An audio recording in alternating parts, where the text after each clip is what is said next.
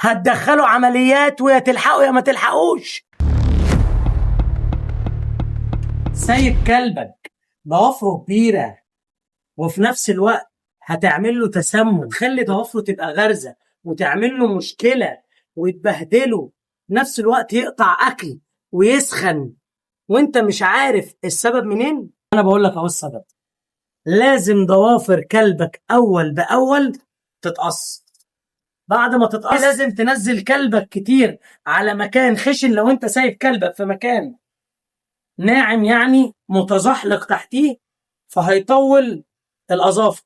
لما هيطول الاظافر هتعمل لك مشاكل كتير، اهمها ان كلبك لو جرو او نتايه داخله على مثلا ولاده او ذكر كبير هيحسسه بالعجز في المشي.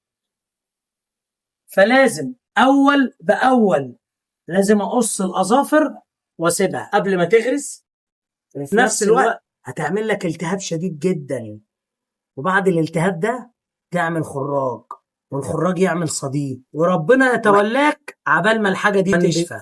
طب من البدايه انا عارف المشكله فين.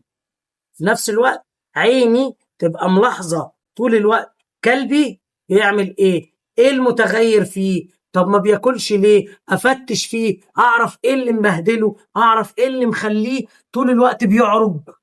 ممكن ما يكونش عيب من العظم او خبطه او ويبقى الضافر غارز وانت مش واخد بالك.